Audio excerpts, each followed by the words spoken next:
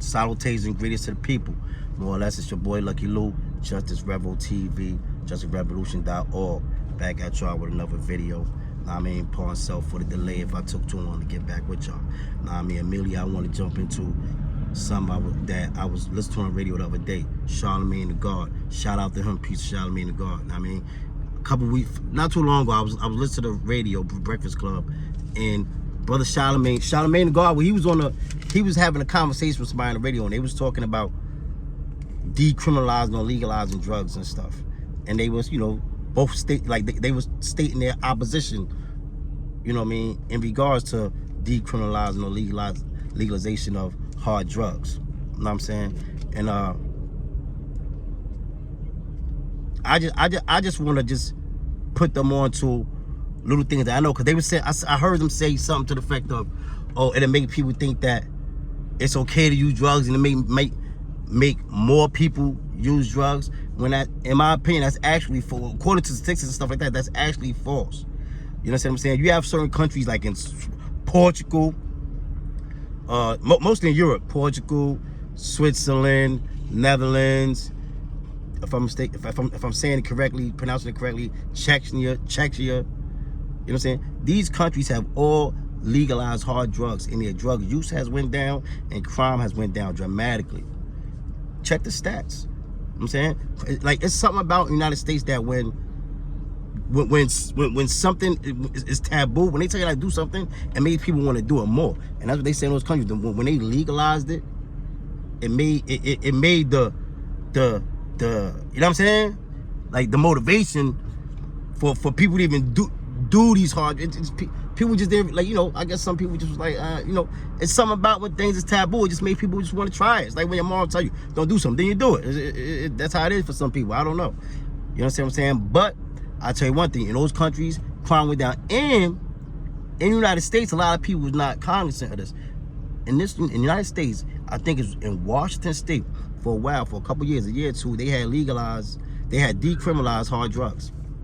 And it was working, but what happened was the Republicans, the right wing, they were so anti decriminalization that they made a whole big thing about saying that the crime rate went up and everything. But the whole thing, they play number semantics, because the crime rate really went up because once people found out that the hard drugs were legal there, people started migrating from neighboring states and other states, a couple states over state. So more people started moving there, and that's how the crime went up. It didn't go up because more people that lived there started using drugs.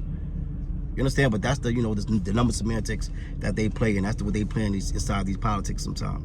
You understand? So just know that. And another reason why people want to, because they came out with this war on drugs. We're the people who've been disproportionately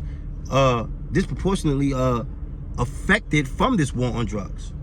I could see if they was doing it correctly and it was fair and everything. No, but this was a tool that was made. It was a catalyst for the school to prison pipeline. This war on drugs. You know what I'm saying? And in the past, I've been there, so I know the ratio. You understand what I'm saying? Between blacks and whites, and it across the races, period, in prison. I've been there. I've been up in the big yard. I spent time up in the big yard. And you sit and you see there's mostly us there. And if you really do your homework and you look back decades ago, not too far, not as far how old America is, you understand? If you look at how young America is, you understand what I'm saying? And you do the history, you see how far back, it's not too long ago, that the majority of the prisons was white people in the prisons. Until they started this, when they amped up this war on drugs, man, wailed us in crazy. And that's why we say the system, it's not failing because it's working the way they designed it to work. It just messed up for us because it wasn't designed for us to come up. So this is why we gotta overhaul this system. Now we gotta change it, try to make it correct, because right now we are the ones being affected by this joint by far, so far disproportionately. It don't make no sense.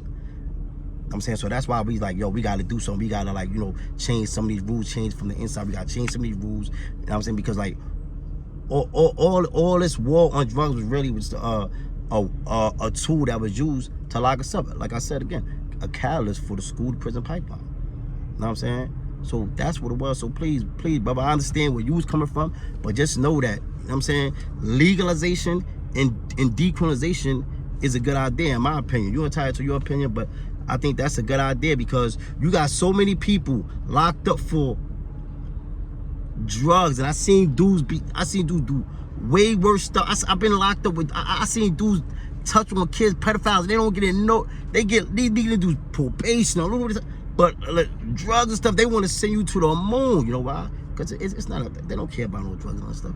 It's all about locking us up, killing two birds, one stone. Whether we in the street busting guns, selling drugs, whatever we doing. If they can lock some of us up, and some of us go to the cemetery, they don't care how it go.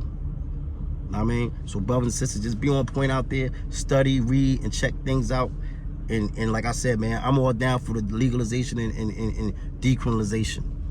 You understand? Now, pardon me, I want to slide left real quick. I want to jump into these politics. Now, if you see they just passed a bill, not a bill, they just passed something on, hold on, let me check my notes. I ain't going front, I gotta check my notes.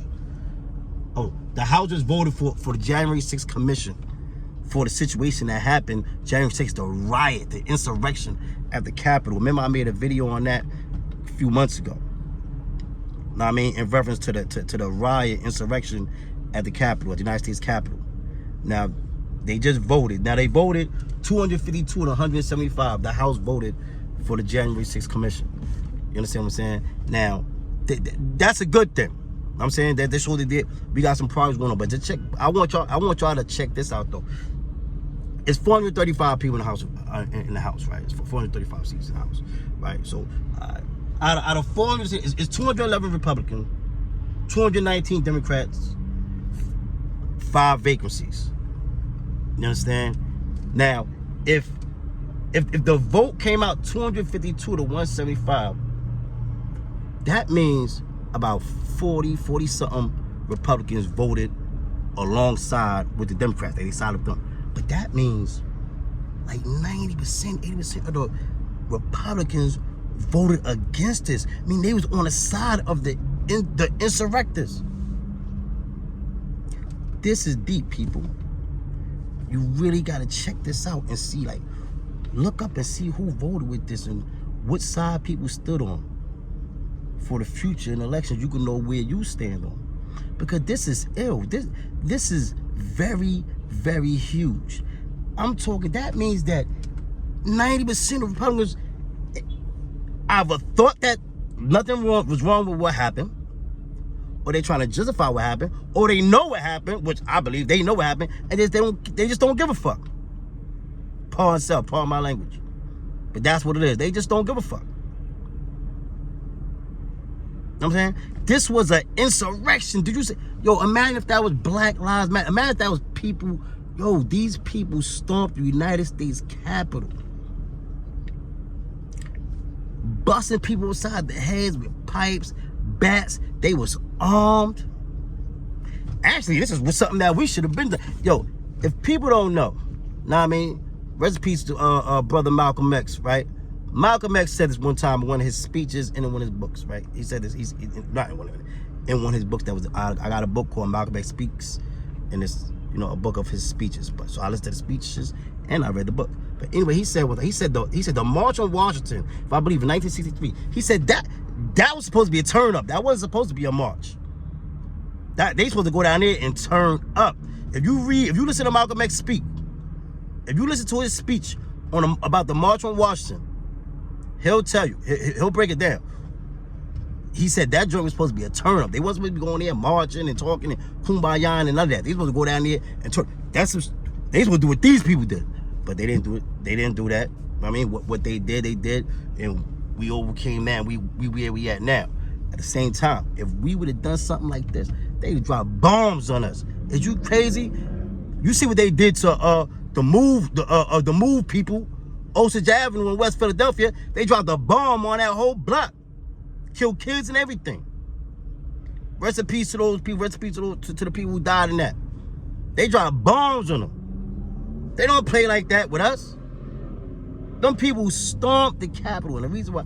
And let me get to this January 6th commission real quick, right? The reason why a lot of these Republicans don't want to investigate this or go in on this, right, is because some of them was complicit with the situation at hand. Yes, I'll say that again. Some of them was complicit with the situation at hand. Directly, some indirectly. You know what I'm saying? Whether they made phone calls, they got all, when it's investigated, they think Benghazi was some. You see when Benghazi, and shout out to the Republican, what's his name, Tim Ryan from Ohio, because he went in on them. He voted with the Democrats. And he went in on the Republican. He went on his own peoples. He went on them. He said, yo, man, like, y'all, in Benghazi, y'all went crazy on Hillary. Here it is, we got people storming the United States Capitol. This is treason. I want to see how much time they giving out with this, man. Because even Kevin McCarthy, this dude have the nerve to come out and say, oh, it wasn't even that serious. It looked like a regular day in Washington. They're trying to whitewash what happened on January 6th. That was an insurrection. That was treason. And if that was anybody of people of color, Black Lives Matter, they be talking about putting people in jail forever. You understand what I'm saying? I'm talking people died and everything. Now, in a lot of states, if you commit a felony, if you're in commission of a felony and somebody dies in commission of that felony, even if you don't kill that person, if somebody else kills that person, you could get charged with that murder. What? You know what I'm saying? Now, I don't like to advocate people go to jail, but this is crazy what's going on with these politicians and things that they're doing and that these white privileged people are getting away with. And that's what this is. Because if y'all are going to do a riot, which is a felony, you're going to do a felony riot at the United States Capitol. Y'all doing a felony riot at the United States Capitol. In turn for what happens from that led to people losing their lives. It doesn't matter what side of the aisle those people was on. They lost their lives because you guys decided to go there and riot. I'm saying if that was us, we'd be under the jail. Some of us would be under the jail and some of us would be dead. That's just a fact. And this is why we always talk about this white privilege and they get mad when we bring up the systemic racism and stuff that's going on in this country. Look at this. I'm talking thousands of people stormed the United States Capitol and they just glossing over it like it's nothing. Talking about, let's just move on. Are you crazy? But it's all about how it's the white supremacy, where they feel they are. And again, I mean, so, you know, just check out who voted for what on that January 6th commission joint. Check that out and see where people fell on that. And maybe that could play a part in where you vote, you know what I'm saying, in the next election. You know what I mean? Because this is serious. You understand what I'm saying? Now, again, oh yeah, real quick. Somebody asked me one time, like, yo, I be saying, oh, you don't see and all that stuff. Listen, man, I know how to articulate myself very well. I can speak eloquently. I know how to do all of that. My whole thing is I'm talking to my people. I'm not saying my people don't know how to articulate themselves or don't know how to comprehend when people speak a certain way. You know what I'm saying? My whole thing is I want to talk to I'm chopping it up with my people. I'm chopping up my people and I'm talking to a different audience. If a different audience if some other people want to come in and check me out, then it's cool. But I'm talking to my audience and I'm talking our language. You know what I'm saying? I can get into all that other stuff and I will get into that when deemed appropriate. You know what I'm saying? Real quick, I want to slide to Fred Cox real quick. Sorry, rest in peace, Fred Cox. That's the brother that was killed by the police out in High Point, North Carolina, if I'm not mistaken, inside the church. You know what I'm saying? When they at the funeral when people were shooting. I just want to see, it's like I said, it's a mindset. Remember, now they say they claim he had a gun. They didn't find no gun. He didn't have no gunshot residue. But even just say, they didn't find no gun. I'm not saying son had a gun or nothing. When I'm talking about the mindset, they're at a funeral. Somebody starts shooting. Now witnesses said that Fred Cox was helping a lady and her son into the church while people would shoot. So he's being a hero. You know what I'm saying? So that's what he was doing. Now, whether it doesn't matter if he had a gun or not. I'm talking about mindset. Because look how fast the police just to shoot this brother. Now remember, you take it back in Texas, know what I mean, a year or two ago, when somebody came inside the church and shot. I can't remember the number, the exact number, but it was a lot of people. Somebody came inside the church and shot a bunch of people. And the dude inside the church had a gun. He was armed, and he killed the shooter. You know what I'm saying? Nobody shot that dude. Nobody. He's a hero. Nobody said, oh, you know what I'm saying? Because it's mindset. It's how it's coming into a situation with our people and coming to a situation with white people. It's different. It's like for them. You know what I'm saying? It's like when that police came to the scene and killed the young 16-year-old girl, Ma'Khia Bryant. You know what I'm saying? He come to the scene. He's coming with a whole different energy. I'll bet my life on it. He wouldn't have came to his own neighborhood or to a white neighborhood, a white affluent neighborhood where a fight was going on. He wouldn't have came and shot that fast. I'll bet my life on it. You know what I mean? But pardon me, this video a little long, so like I'm gonna cut this joint short. I just don't like the joint being too long because I don't want to be wanting to burn y'all out. Don't forget to hit the like and subscribe. You understand what I'm saying? And I'll be back at y'all with another video, man. Everybody be safe out there. Know what I mean? And you know, read a book every once in a while, man. Do some research, man. Open your mind stimulation, you heard? Salutations. Hit that like and subscribe. Wow.